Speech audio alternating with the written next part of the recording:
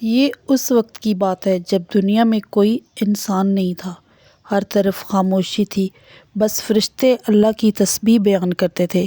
ایک دن اللہ تعالیٰ نے فرشتوں سے فرمایا، میں زمین پر اپنا ایک خلیفہ بنانے والا ہوں۔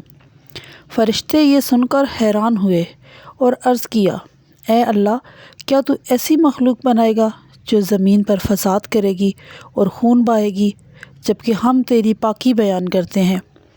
اللہ نے فرمایا، میں وہ جانتا ہوں جو تم نہیں جانتے۔ اللہ تعالیٰ نے حکم دیا کہ زمین کے مختلف حصوں سے مٹی لائی جائے۔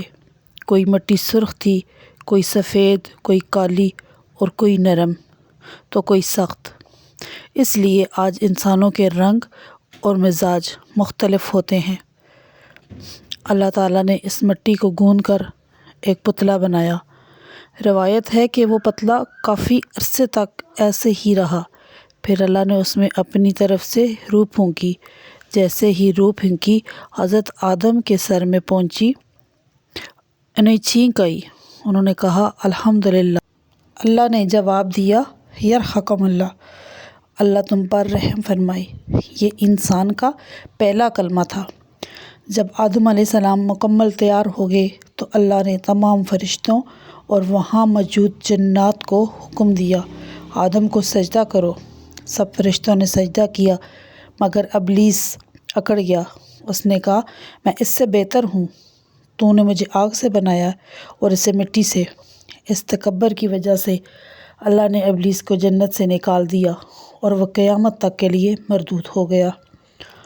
حضرت آدم علیہ السلام جنت میں اکیلے تھے تو اللہ نے ان کی بائیں پسلی سے حضرت حوا علیہ السلام کو پیدا کیا تاکہ وہ ایک دوسرے کا سکون بنے۔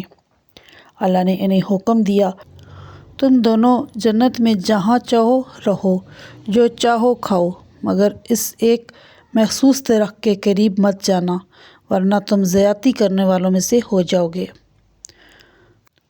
شیطان، جو آدم کا دشمن بن چکا تھا، اس نے وسوسہ ڈالا اور جھوٹ بولا کہ اگر تم نے اس درخت کا پھل کھا لیا تو تم ہمیشہ کے لیے فرشتے بن جاؤ گے۔ انسانی بھول چوک کی وجہ سے انہوں نے وہ پھل چکھ لیا۔ جیسے ہی انہوں نے ایسا کیا، ان کی جنتی لباس اتر گئے اور وہ پریشان ہو گئے۔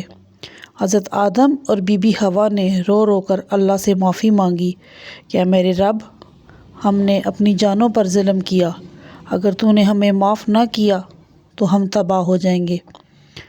اللہ نے ان کی توبہ قبول فرمائی، لیکن انہیں حکم دیا کہ اب تم زمین پر جاؤ، وہیں تمہارا ٹھکانہ ہے اور وہیں سے تمہیں دوبارہ اٹھایا جائے گا۔